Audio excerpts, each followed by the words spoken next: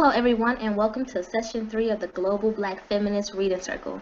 My name is Randy Henderson, and I am one of the Black Feminist Reading Circle members of this online group. This session runs from January 20th until June 2nd and includes 2 week-long breaks. Our democratically selected reading material is Harriet A. Washington's book, Medical Apartheid, The Dark History of Medical Experimentation on Black Americans from Colonial Times to the Present. Our book group meets each Tuesday evening from 6:30 to 8 on the Google Plus Hangouts on Air platform. You may find the Global Black Feminist Reader Circle on Google Plus, YouTube, and Facebook, and always feel free to join us in reading our story together. Welcome everyone to meeting number 5 of the Global Black Feminist Reading Circle in our reading of Medical Apartheid, The Dark History of Medical Experimentation on Black Americans from Colonial Times to the Present by Harriet Washington. I'll be your moderator tonight. Georgette Moses is my name, and I'll ask each one of our members tonight to go around and introduce themselves. Let us start with Mr. Joel. Hey, how you doing? I'm calling in from Charleston, South Carolina. Most people call me JJ. Just glad to be here. God bless.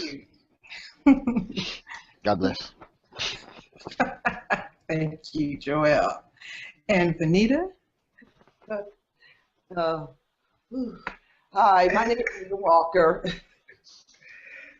and I'm joining you from Connecticut. Welcome. And God bless, Joel. Thank you, Venita. And last but not least, Michelle. Hello, everybody. I am Michelle Odom. I'm in Brooklyn, New York, and I'm happy to be here.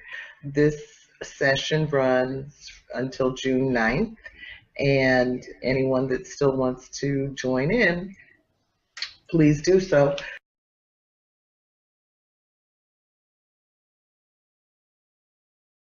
Excuse me, chapter 4, the surgical theater. In this chapter, Harriet Washington explores in detail the reason why African Americans justly saw hospitals and medical schools as places of terror, violence, and shame, and not of medical care. Black bodies was considered clinical material with neither legal rights to control their most intimate bodily functions, avoid degrading public displays, or seek redress for being ill-used or murdered at the hands of medical professionals and their students. These physicians practice invasive and surgical procedures on interned slaves and free African Americans to explore new techniques, display their surgical skills or lack thereof, and boost their reputation among their peers. Washington notes that there were a few voices in protest to these abuses. The black physicians James McCune Smith and W. Montague Cobb regularly defended the human rights of African Americans. In 1894, Rudolph Matus, MD, published a 125-page surgical analysis exposing the faulty logic of the scientific racism that allowed the use of treatments devised, adopted, or rejected based on black bodies for their white patients. The availability of black bodies, poor bodies, and other desperate souls as clinical material could make or break these medical establishments, and were essential in meeting their students' enrollment goals. It was all about training, never the healing.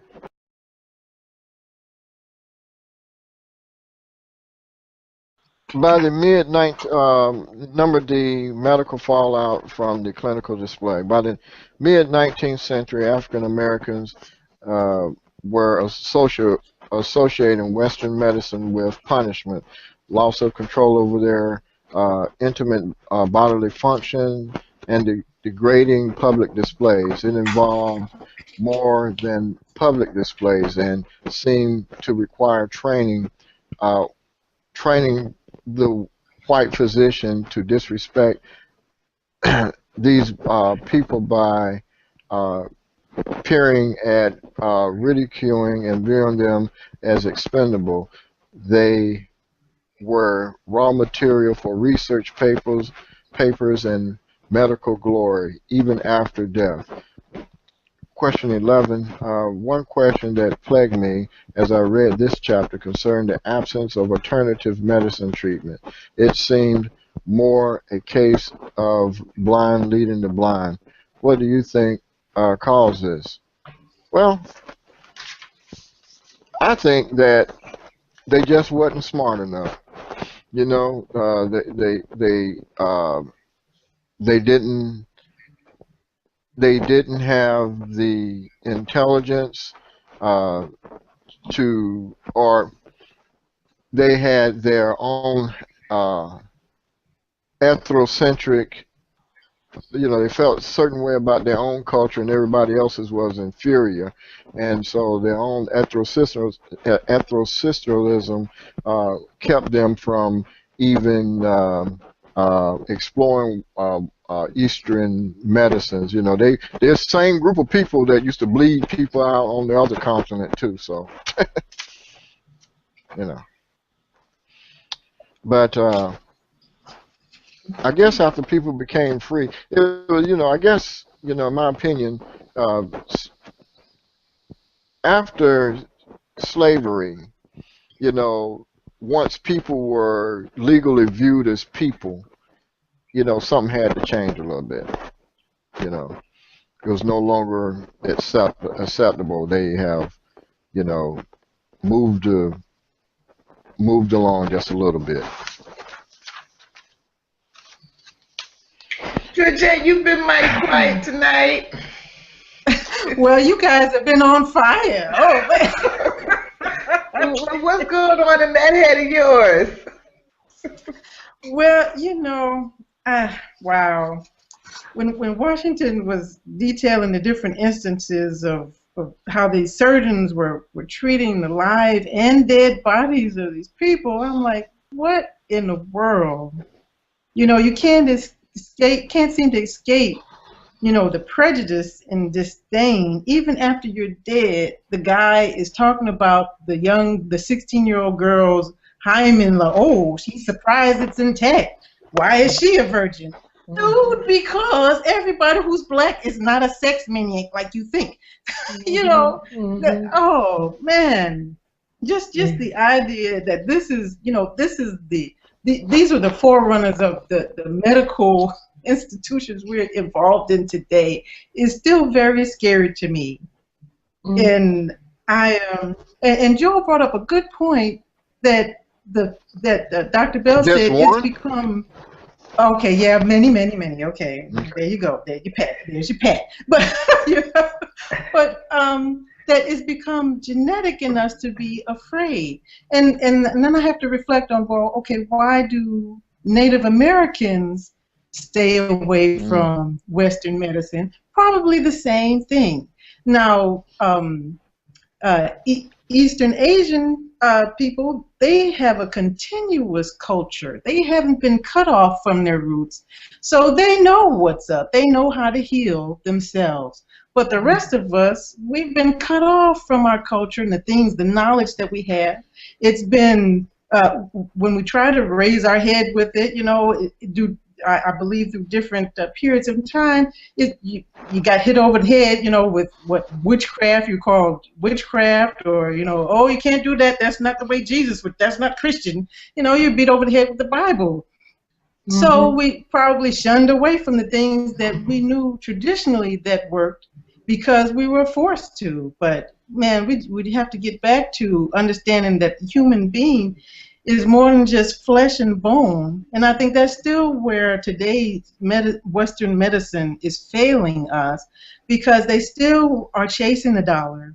Just as you all said, the system is set up to chase the dollar, all these little goals they've made for themselves, turn themselves into little gods, and place the health of the patient, the entire health, mental, physical, and spiritual, at the bottom of the ladder. And if you want to go over there, stray over into that path, then you're weird, and we're not paying, the insurance is not paying for that, okay? If you want to take those, and we may not bury you either. So, it's really crazy, and I just hope we can, more people raise their voice and become advocates for one another, and educate yourself. Just because it's in this book printed, published by this guy doesn't mean he's the expert on everything, because these dudes were, doing each other a favor, even though the science may have been totally wrong because of their name, their position. Oh, that has to be scientifically, superior to anything else we've seen, but they were wrong in a lot of instances. And even today, you find they have to reverse 180 degrees what they just told us last week. You see, this week, don't, yeah, you can eat eggs. Oh, yeah, eat butter, because they don't know what they're talking about. So, it's back to, I feel, just self-education and listening with a wise ear, everything about that you hear. And then if it doesn't ring true, well, go research it. Luckily for us, we have resources where we can go look up stuff. Like this book we have, and the internet, and we can talk to people like Dr. Bell, like Joel was saying. We can ask questions. What happened? Where did this come from? What do you think I should do now? And then you make your own decision about your life.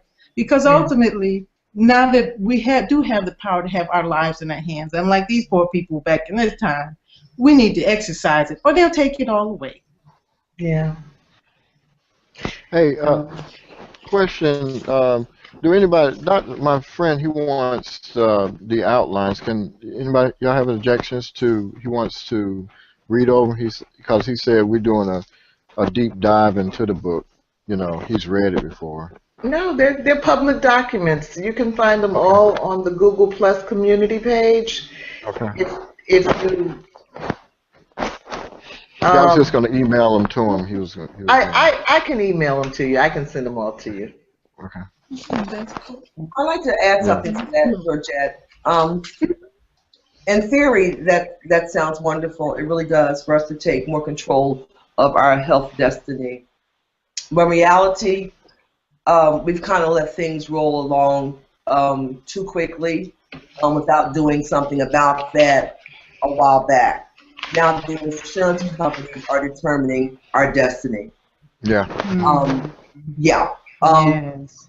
If we wanted to take more control, the time probably would have been to do that maybe 15 years ago. But now they actually are determining our destiny, what kind of medications we'll take even if we need them. Sometimes you may need a specific drug. Yeah. They take control. I watch my primary care physician, which I had the utmost respect for, because primary care physicians, unlike other physicians, aren't specialized. So they have to have a wide scope of medicine. They have to know a lot of things in order to refer you to that specialist. I saw a perfectly good, Catholic, quiet-spoken, intelligent man go from sitting there looking at me saying, Mrs. Walker, and look at me in the eyes and feeling me and asking me, well, how do you feel? Tell me what your body feels like. Tell me what you feel, what you think. Because you know you better than I know you. So a man is coming in now, 15 years later, out of breath, look like you. I even told my doctor, I said, doctor, I'm gonna call you. I said, you're gonna have to chill, really, because you're about ready to drop.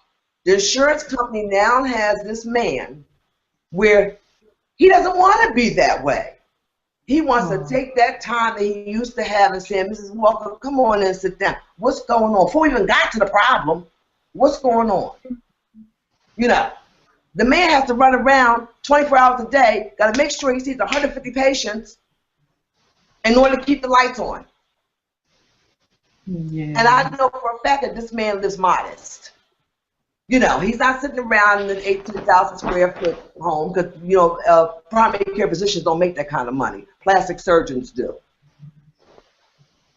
True. So even with the good doctors that are there, it's hard for them to maintain those ethics. It's hard for them to deliver the kind of medicine that they want to deliver. Because let's face it, all doctors aren't bad. There are some good ones out there that want to do good by you.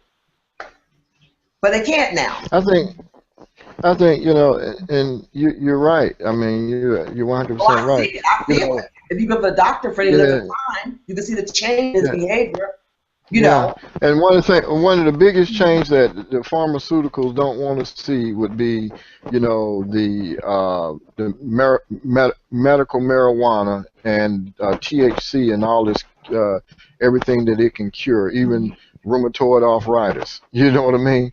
You know, they don't even want that to even come to the table. State by state, that's happening. But that's one plant. You know, since the 1900s, that 90% of all the plants on Earth that we secure ourselves with, 90% of all the plants on Earth are gone, extinct.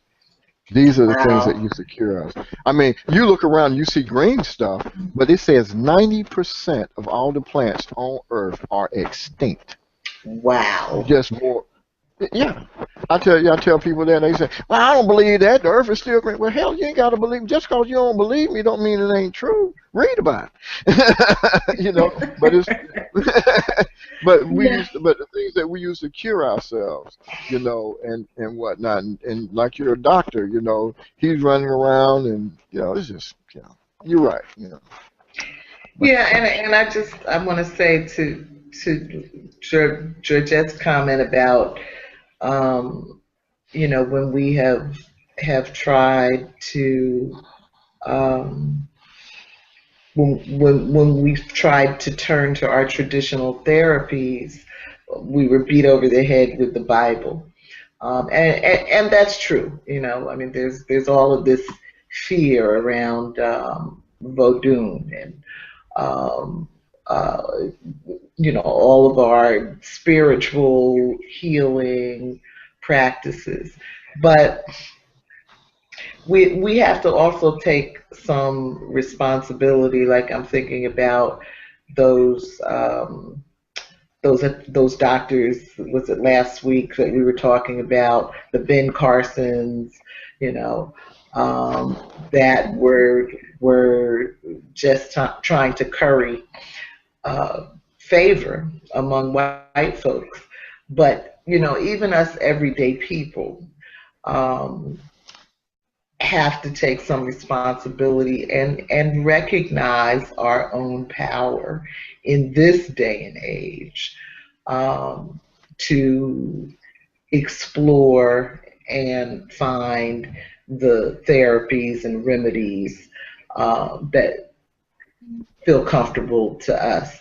And so, you know, we don't have that excuse anymore that you know, when you started out this chapter telling the story about the man that had the toothache and was forced by the slave owner to submit to surgery,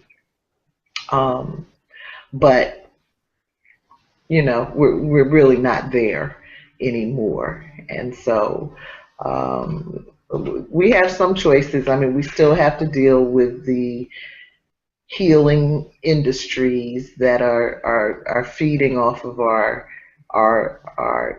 ailments, but we have some choices, and I'm so glad to have a place to live, because what it means is I'm going to get me a juicer as soon as I can and get back to juicing, which when I did that, I felt so good. I'm a major advocate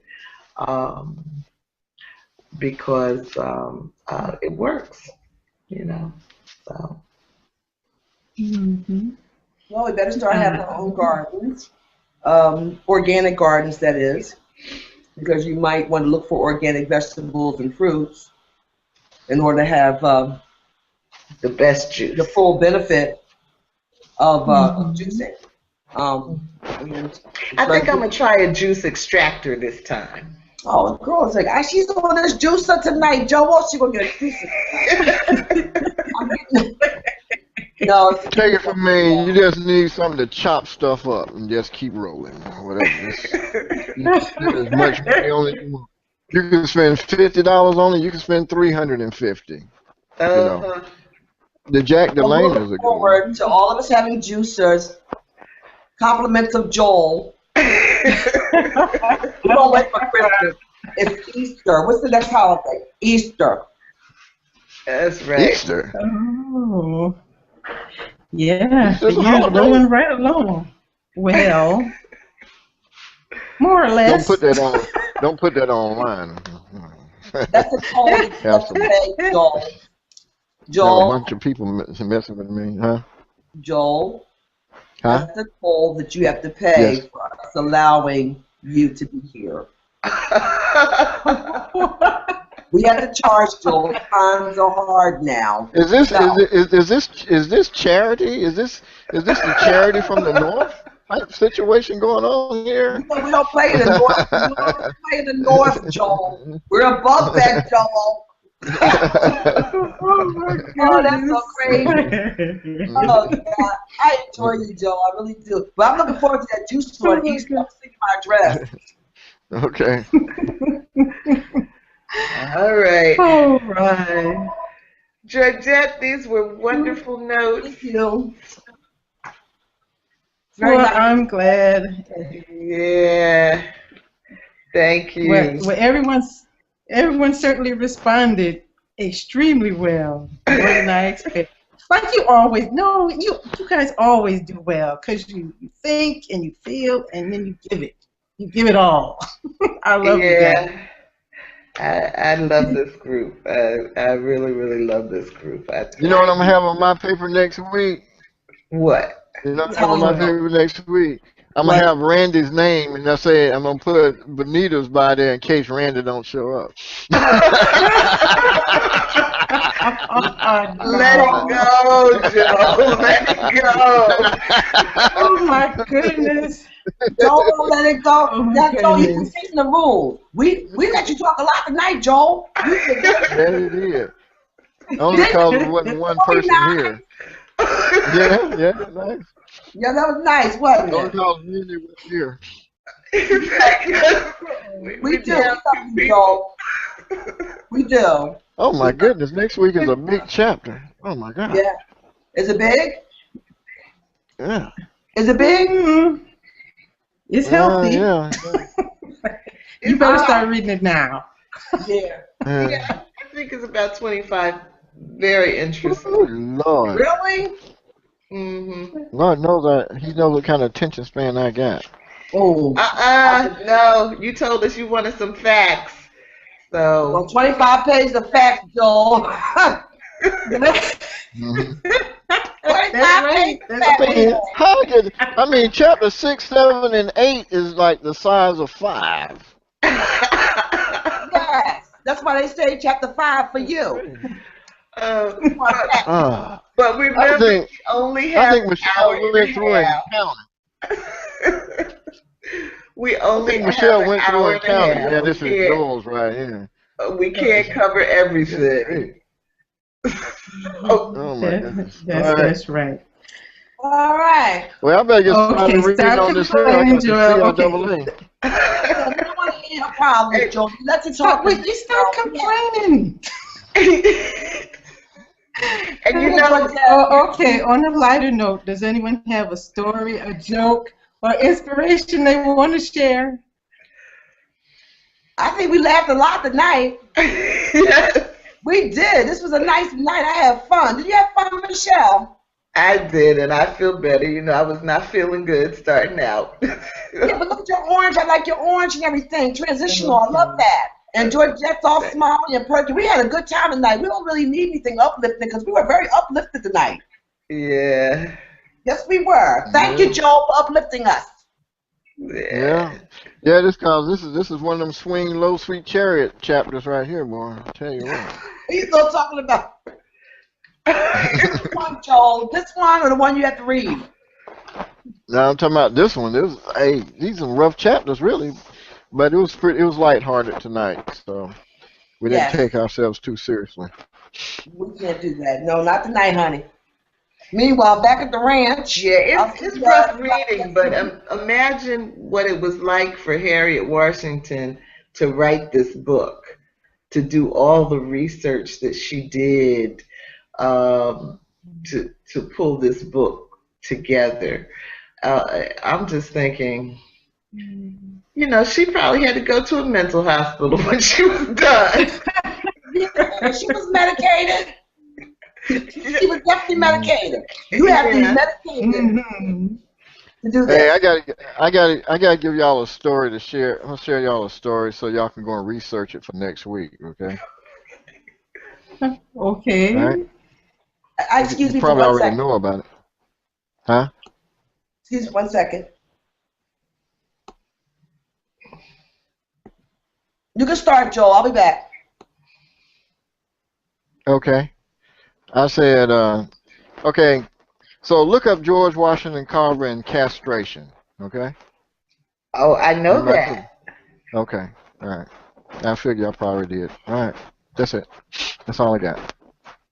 Yeah. Well, that's not a funny story. I thought you said you were going to tell us a funny story. Yeah, that's Well, not it funny, ain't funny. Joel. I didn't say it was funny. What's that funny story, Joel? I didn't say it was funny. I have a funny It's story not for you funny. next week. Okay. All right. All right. Okay. Okay.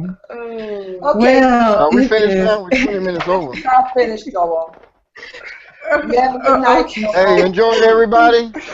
Good night, Joel. Good night, Gio. Thank you very Good much. Good Good night, fun. Jeanette. Good night, everybody. Good night. Good night. Okay. Take it easy. Talk to you in a few, Michelle. Okay.